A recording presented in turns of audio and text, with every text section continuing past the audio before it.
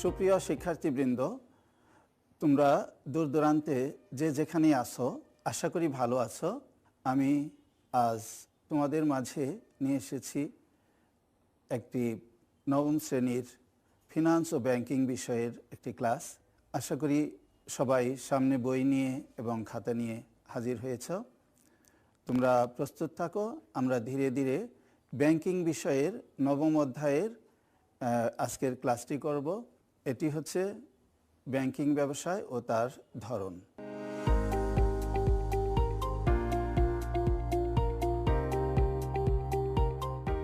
আমরা প্রতিনিয়তই আমাদের জীবন, চারপাশের জীবনটাকে সময়ের সাথে সাথে পাল্টে যেতে দেখছি।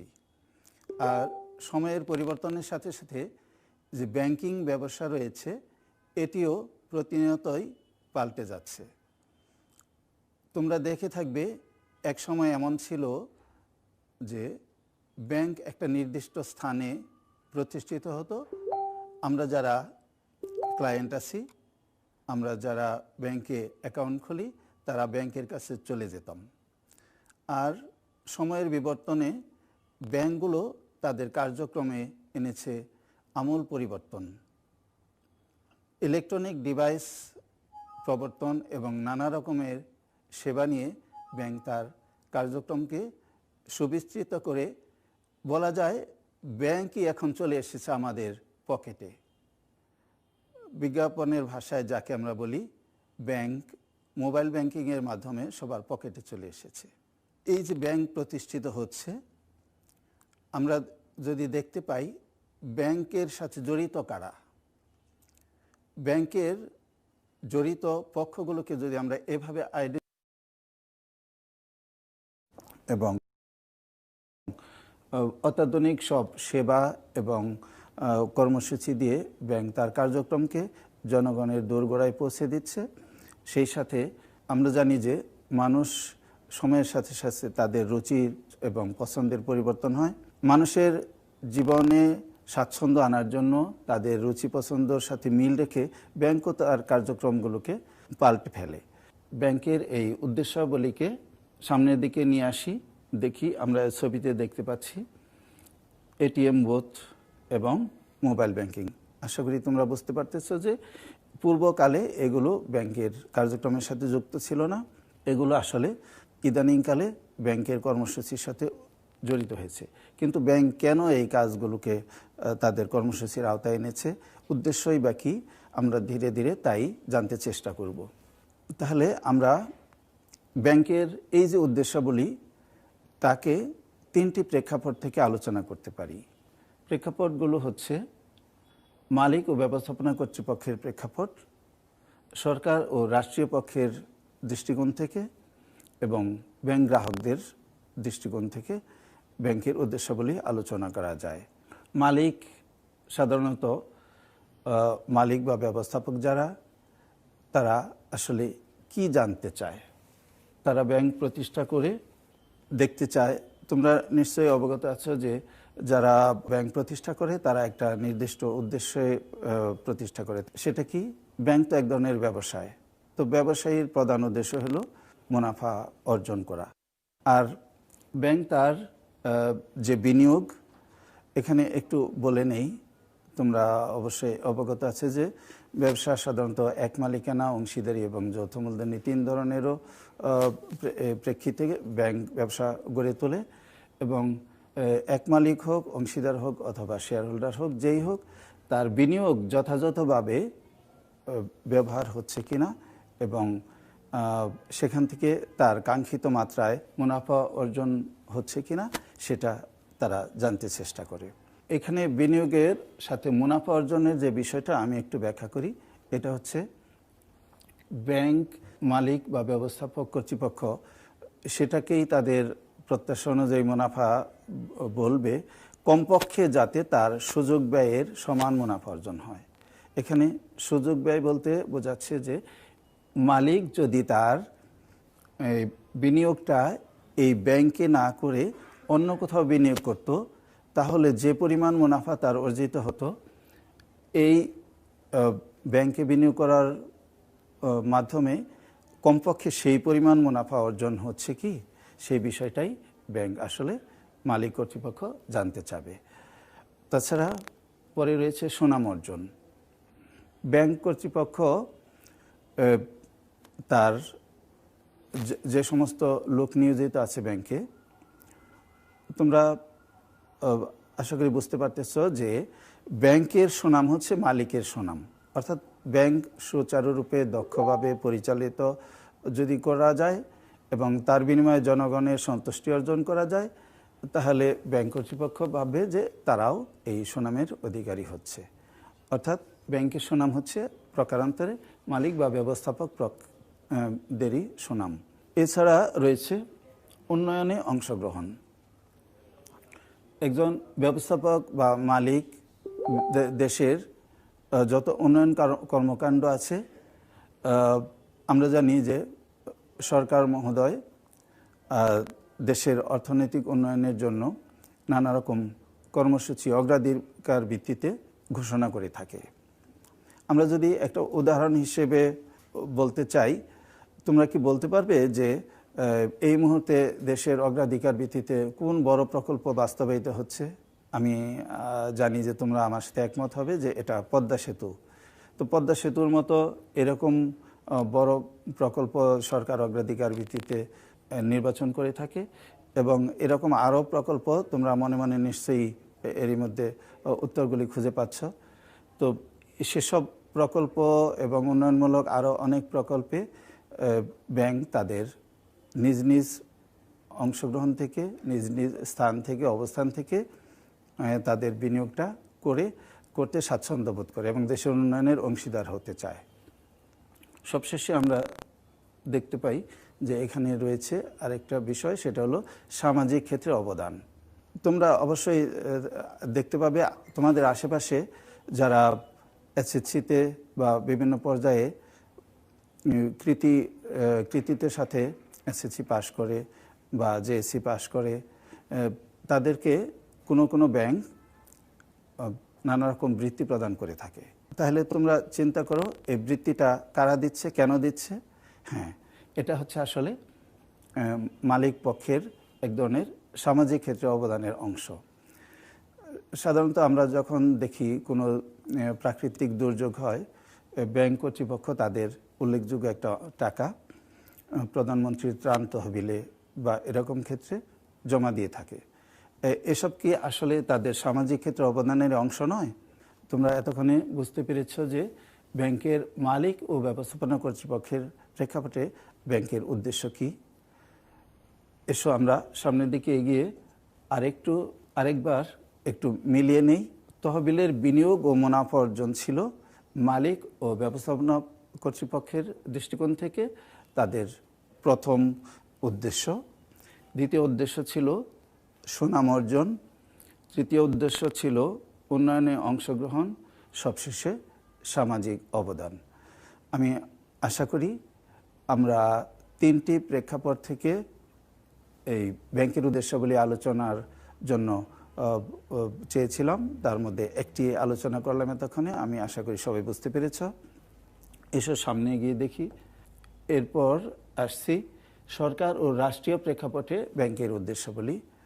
সরকার দেশে যে সমস্ত উদ্দেশ্যে ব্যাংক প্রতিষ্ঠা করার অনুমতি দেয়, তোমরা ইতিমধ্যে জেনেছ যে আসলে সরকারের পক্ষ হয়ে কেন্দ্রীয় ব্যাংক বাণিজ্যিক ব্যাংকগুলোকে অনুমোদন দিয়ে থাকে এবং কোনো বাণিজ্যিক ব্যাংকই বৈধ হবে না, সে যে নামেই পরিচালিত হোক, যদি তার কেন্দ্রীয় ব্যাংকের কোনো রকম অনুমোদন না থাকে। যাই হোক, প্রথম সরকার ও রাষ্ট্রীয় পক্ষের প্রেক্ষাপটে ব্যাংকের উদ্দেশ্যের প্রথমটি হচ্ছে নোট ও মুদ্রার প্রচলন। তোমরা হয়তো জেনেছ যে নোট ও মুদ্রার প্রচলন করার এখতিয়ার শুধুমাত্র কেন্দ্রীয় ব্যাংকের। বাণিজ্যিক ব্যাংক আসলে নোট ও মুদ্রার প্রচলন করতে পারে না। তবু এখান বিষয়টা তাহলে কেন আসলো? এটা এই জন্যই যে নোট বলতে শুধুমাত্র কাগজের নোটই বোঝায় না। এখানে আমরা জানি যে ধরে নাও তুমি তোমার ব্যাংকে 1 লক্ষ টাকা আছে, তুমি তোমার বাবা বা পরিবারের লোকজনের সাথে গেলে একটা কম্পিউটার কিনতে। এখন কম্পিউটারের মূল্য মনে করো ৬০,০০০ টাকা। এখন এই ৬০,০০০ টাকা তুমি ব্যাংকে চেকের মাধ্যমে পরিশোধ করে দিলে, তোমার কি মনে প্রশ্ন হয়েছে যে তাহলে এখানে ব্যাংকের চেকটা কিভাবে ব্যবহৃত হলো, কি হিসেবে? হ্যাঁ, ঠিক ধরেছ। আসলে এটা হচ্ছে বিনিময়ের আরেকটি মাধ্যম। যদি এখানে টাকা দিয়ে তুমি কম্পিউটারটা কিনো নাই, টাকার মূল্যমানের চেক ইস্যু করেছ, তো আসলে এখানে চেক হচ্ছে বিকল্প মুদ্রা হিসেবে, বিনিময়ের মাধ্যম হিসেবে কাজ করেছে। অর্থাৎ আমি বলতে চাচ্ছি যে এখানে চেকটাই হচ্ছে এক ধরনের নোটের বিকল্প। তো আসো দেখা যাক এরপরের বিষয়টা, মূলধন গঠন। আমরা যারা গ্রাহক আছি, আমরা যারা ক্ষুদ্র সঞ্চয়ী, বিভিন্ন পরিবারে, তুমি যেমন একটা পরিবারে এখন বসে আছো, এরকম প্রত্যেক পরিবারের এই কারো না কারো ব্যাংকে হিসাব রয়েছে।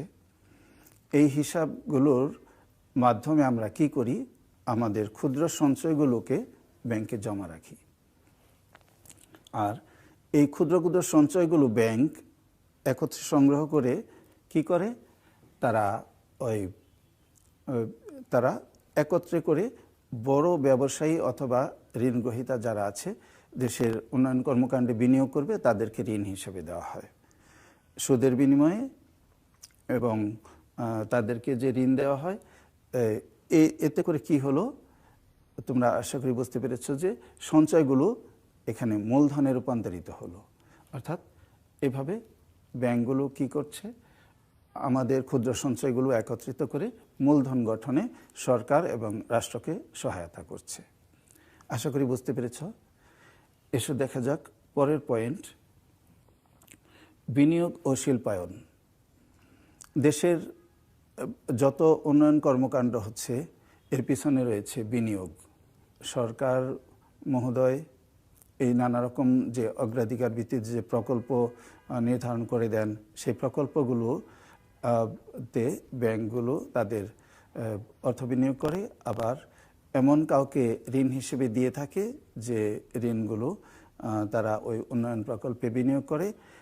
এতে করে দেশের উন্নয়ন সংগঠিত হয় এইভাবে যে তারা দেশের উৎপাদনমূলক কাজ যখন বিনিয়োগ করে, তখন উৎপাদন বৃদ্ধি পায়, দেশের জাতীয় আয় বৃদ্ধি পায়। আশা করি বুঝতে পেরেছ। এরপর আসে মুদ্রাবাজার নিয়ন্ত্রণ। দেশের মুদ্রাবাজার নিয়ন্ত্রণে অন্যতম কর্তৃপক্ষ হচ্ছে কেন্দ্রীয় ব্যাংক। যদিও আমরা এখানে বাণিজ্যিক ব্যাংকের উদ্দেশ্যাবলী নিয়ে আলোচনা করছি, কিন্তু কেন্দ্রীয় ব্যাংক আসলে একা কোনো কাজ অপারেট করে না, সেখানে বাণিজ্যিক ব্যাংকের সহায়তা নিয়ে থাকে। একটা উদাহরণ হিসেবে ধরা যাক, ধরো জনগণের পকেটে প্রচুর টাকা রয়েছে, বাজারে গিয়ে তারা কাঙ্ক্ষিত জিনিস কিনতে আগের চেয়ে বেশি টাকা ব্যয় হচ্ছে। তা আমরা এই অবস্থায় অর্থের প্রাচুর্যের এই বিষয়টাকে হয়তো মুদ্রাস্ফীতি হিসেবে ব্যাখ্যা করতে পারি, কিন্তু মুদ্রাস্ফীতি তাহলে দেশের জন্য আসলে শুভ নয়। এই অবস্থায় মুদ্রাস্ফীতি নিয়ন্ত্রণের প্রয়োজন দেখা দেয়। সেটা কে করবেন? সেটা কেন্দ্রীয় ব্যাংক করবেন। কার সহায়তায়? তোমরা নিশ্চয়ই ধারণা করতে পারছো, বাণিজ্যিক ব্যাংকের সহায়তায়। প্রিয় শিক্ষার্থীবৃন্দ, এটা কিভাবে করা সম্ভব? একটা উদাহরণ হিসেবে ধরা যাক, সরকার চাচ্ছে যে জনগণের কাছে যে অর্থের প্রাচুর্য, এটাকে কিছুটা নিয়ন্ত্রণ করে ব্যাংকের কাছে নিয়ে যাওয়া। তখন ব্যাংক কর্তৃপক্ষকে নির্দেশ দেওয়া হবে এইভাবে যে ব্যাংকের সুদের হার বাড়িয়ে দেওয়া হোক। তো ব্যাংকের সুদের হার যখন বেড়ে যাবে, জনগণ তার উদ্বৃত্ত অর্থ যা কমোডিটি বা পণ্যদ্রব্য কেনার কাজে ব্যয় করত, তা না করে উদ্বৃত্ত সঞ্চয়টা ব্যাংকে নিয়ে জমা করবে। আশা করি বুঝতে পেরেছ। তো তখন জনগণের এই টাকাটা ব্যাংকের কাছে জমা হয়ে যাবে। এভাবে মুদ্রাবাজারকে নিয়ন্ত্রণ করা যায়। এরপরে আসি কর্মসংস্থান। আমরা জানি যে আমরা একটা জনবহুল দেশে বাস করি এবং আমাদের দেশে শিক্ষিত এবং অশিক্ষিত প্রচুর লোক রয়েছে যারা কর্মহীন। তবে সরকার উদ্যোগ নিচ্ছে কিভাবে এদেরকে কর্মসংস্থানের আওতায় আনা যায়। তো তোমরা জেনে খুশি হবে যে বাণিজ্যিক ব্যাংকগুলো প্রায়শই চেষ্টা করে যে এমন কোনো প্রকল্প মাঝে বিনিয়োগ করতে যেগুলো মূলধন নির্ভর প্রযুক্তি নয়, যেখানে শ্রম নির্ভর প্রযুক্তি বেশি। অর্থাৎ শ্রম নির্ভর প্রযুক্তি অর্থাৎ কোনো একটা প্রকল্পে যেখানে বেশি লোকের কর্মসংস্থানের ব্যবস্থা হবে সেই বিষয়টা তাকে তারা গুরুত্ব দিয়ে থাকে। এতে করে কি হবে, প্রকল্পের বেশি লোকের কর্মসংস্থান হবে এবং ব্যাংকের যে উদ্দেশ্য সেটাও বাস্তবায়িত হবে। আমি আশা করি তোমরা সরকার ও রাষ্ট্রীয় পক্ষের প্রেক্ষাপটে ব্যাংকের উদ্দেশ্যাবলী এতক্ষণে বুঝতে পেরেছ। তবু আরেকবার মিলিয়ে দেখা যাক। সরকার ও রাষ্ট্রীয় পক্ষের প্রেক্ষাপটে ব্যাংকের উদ্দেশ্যাবলী ছিল নোট ও মুদ্রার প্রচলন, বিনিয়োগ ও শিল্পায়ন, মূলধন গঠন, মুদ্রাবাজার নিয়ন্ত্রণ ও কর্মসংস্থান। কি তোমাদের মনে থাকা এই উত্তরগুলোর সাথে মিলে গেছে না? আশা করি সবাই আমার সাথে একমত হবে। হ্যাঁ, আসো সামনের দিকে এগিয়ে যাই। এরপর আসে আমরা যারা গ্রাহক, অর্থাৎ আমরা যারা ব্যাংকে হিসাব খুলে থাকি তাদের প্রেক্ষাপটে ব্যাংকের উদ্দেশ্যাবলী কি কি? তুমি মনে মনে ব্যাংক থেকে কি কি সেবা বা কি কি সুবিধা প্রত্যাশা করো? হ্যাঁ, আমি আশা করি যে তোমাদের এই পয়েন্টগুলোর সাথে তোমাদের উত্তর মিলে যাচ্ছে, তাই না?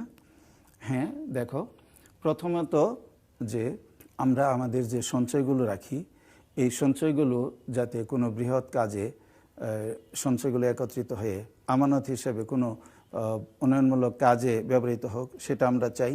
অর্থাৎ আমরা চাই যে সঞ্চয়গুলো মূলধন রূপে কোনো উন্নয়নমূলক কাজে ব্যবহৃত হোক। দ্বিতীয়ত, আমরা কেউ আমাদের অর্থ অনিরাপত্তায় থাকুক সেটা আমরা চাই না। নিশ্চয়ই তুমিও চাও না, তাই না প্রিয় শিক্ষার্থী? আমরা আমাদের অর্থের নিরাপত্তার জন্য ব্যাংকের কাছে জমা দিয়ে রাখি নির্দিষ্ট শর্ত এবং নিয়মের ভিত্তিতে। আমরা যখন আমরা আমাদের অর্থের নিরাপত্তার জন্য ব্যাংকে জমা রাখি, আবার প্রয়োজনে সেগুলো তুলে আনতে পারি।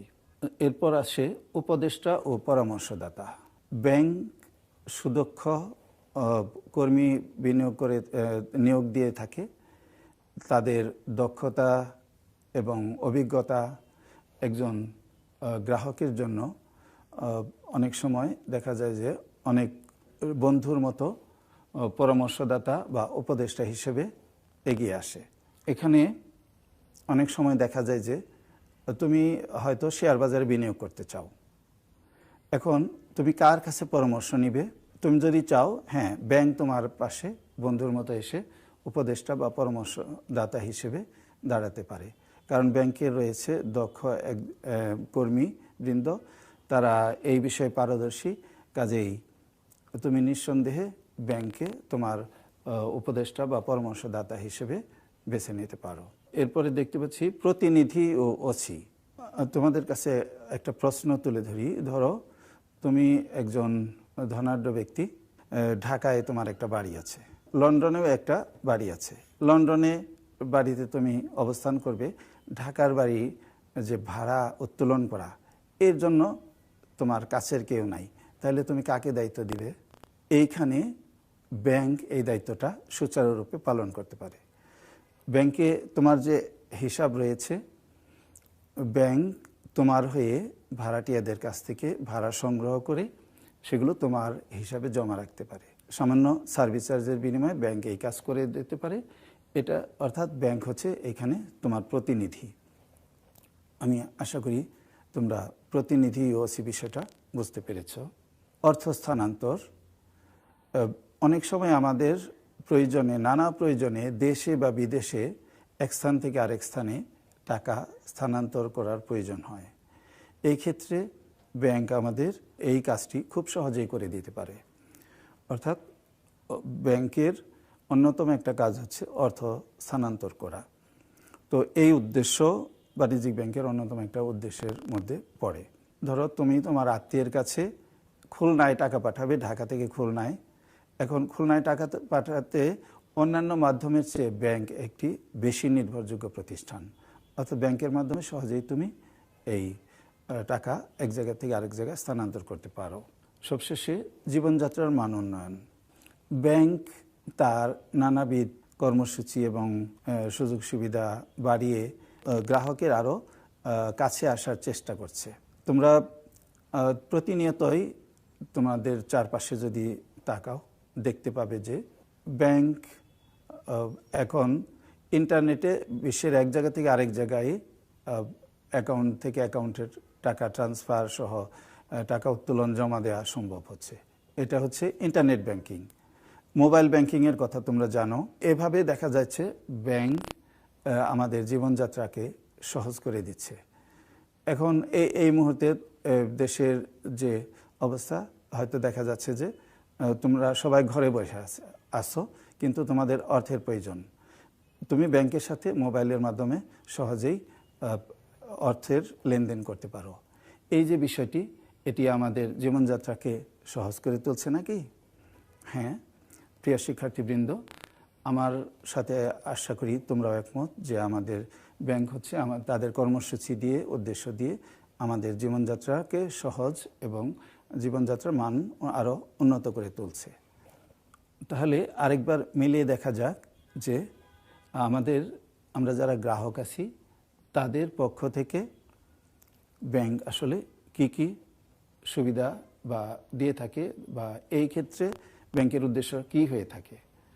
আমানত গ্রহণ, নিরাপত্তা, উপদেষ্টা হিসেবে এবং প্রতিনিধি অর্থ স্থানান্তর এবং জীবনযাত্রার মান উন্নয়ন।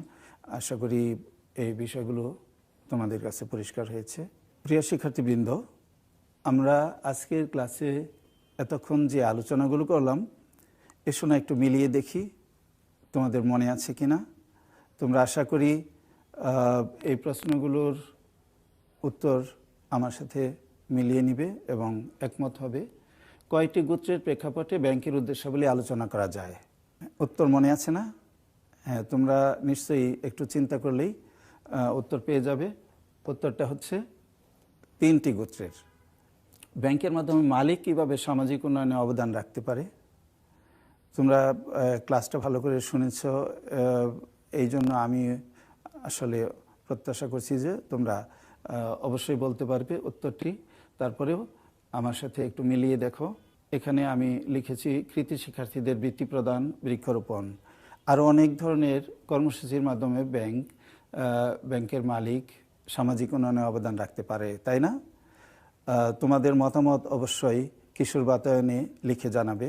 তোমাদের বলার মতো অনেকগুলো পয়েন্ট আছে, আশা করি সেটি শেয়ার করবে। তোমাদেরকে কিশোর বাতায়নে বসে তোমার মতামত জানানোর জন্য অনুরোধ জানাচ্ছি। ব্যাংক কীভাবে নোট ও মুদ্রার প্রচলন করে? আশা করি তোমরা এরই মধ্যে জেনেছ। তারপরেও উত্তর মিলিয়ে নিই।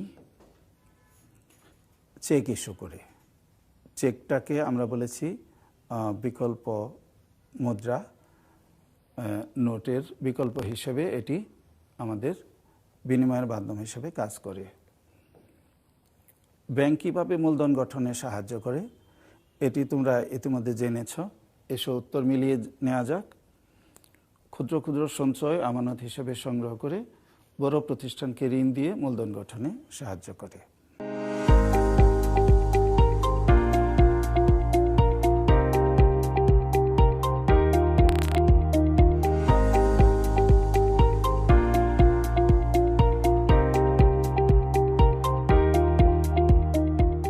প্রিয় শিক্ষার্থীবৃন্দ, এতক্ষণ আমরা ব্যাংকের উদ্দেশ্যাবলী নিয়ে বিস্তর আলোচনা করলাম। আশা করি ক্লাসটি তোমাদের ভালো লেগেছে। আর ভালো লাগা বিষয়টি আমি প্রত্যাশা করছি তোমরা কিশোর বাতায়নে এসে তোমাদের মতামত জানিয়ে দিবে।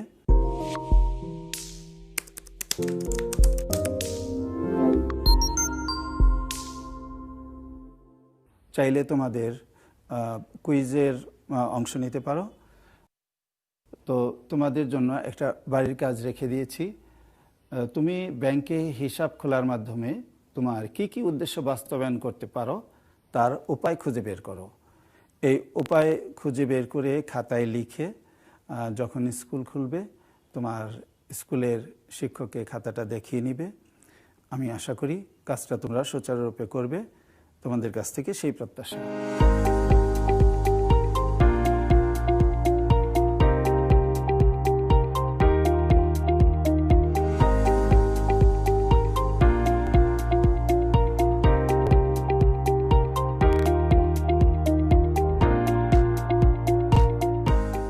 সবাই যে যেখানে আছো সুস্থ থাকো, ভালো থাকো এবং এই সময়ে বাসায় বসে অযথা সময় নষ্ট না করে তোমরা আরও বেশি বেশি পড়াশোনায় মনোযোগী হও এবং সবাইকে নিয়ে সুস্থ থাকো, এই প্রত্যাশা ব্যক্ত করে আমার আজকের ক্লাস এখানেই শেষ করছি। সবাইকে ধন্যবাদ।